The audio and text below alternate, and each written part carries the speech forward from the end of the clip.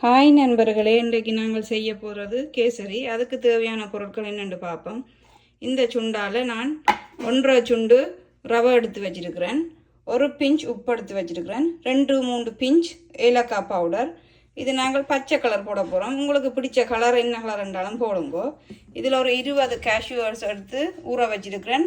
அதுவும் முந்திரிய வத்தலும் எடுத்து ஊற வச்சிருக்கிறேன்.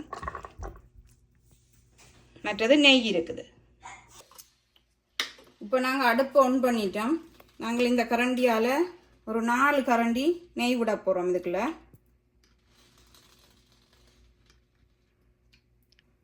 அது கொதிக்கட்டும், கொஞ்சம் நேரத்துக்கு விடுங்கோ. கேசரிக்கு சுடுதண்ணியும் விட்டு கிண்டணும். அதுக்காக சுடுதண்ணி அடுப்பில் வச்சிருக்கிறேன், அதுவும் இருந்து கொதிக்கட்டும். இப்போ பாருங்க, நெய் சூடாயிட்டு இனி நாங்கள் இந்த முந்திரிய வத்தல் கேஷ்யூஸ் எல்லாத்தையும் இதுக்கு போடுவோம், கொதிக்கட்டும். இப்போ பாருங்க, கேஷ்யூஸ் அந்த முந்திரிய வத்தல் எல்லாம் நெய்யில் பொரிச்சு எடுத்து வச்சிருக்கிறேன். நாங்கள் இந்த 1.5 கப்பு ரவை எடுத்து வச்சிருந்த நாங்கள் அதை அந்த நெய்யுக்குள்ளே போட்டு கொஞ்ச நேரம் இதை வறுப்போம்.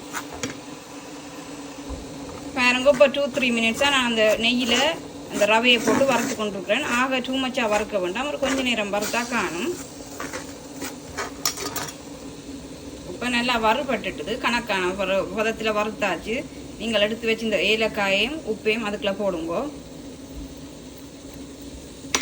போட்டு நல்லா கிளறி விடுங்கோ.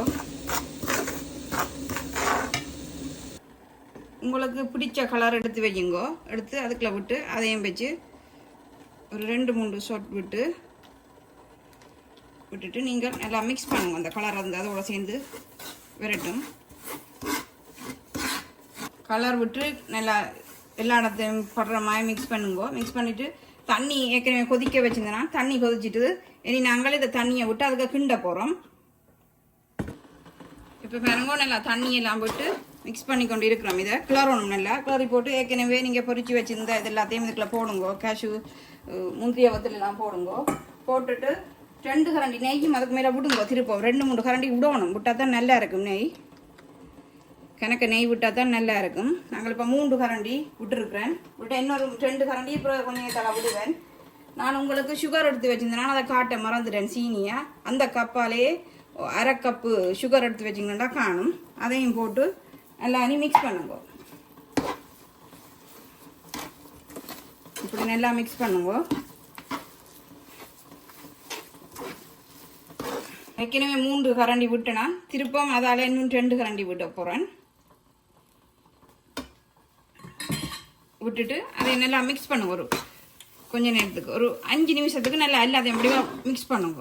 மிக்ஸ் பண்ணி போட்டு விட்டா சரி. நீங்கள் இதை ஒரு கொஞ்ச நேரத்திலே செய்து முடிச்சிடலாம். ஒரு 20 நிமிஷமும் காணும். இது செய்து முடிக்க டக்குன்னு செய்து முடிச்சிடலாம். நீங்கள் செய்து இப்படி நல்லா வடிவாக தட்டி போட்டு உங்களுக்கு பிடிச்ச ஷேப்பில் வெட்டி சாப்பிடுங்க. இப்போ பாருங்கோ, கேசரி ரெடி. நாங்கள் இந்த ஷேப்பில் வெட்டி வச்சு சாப்பிட போகிறோம்.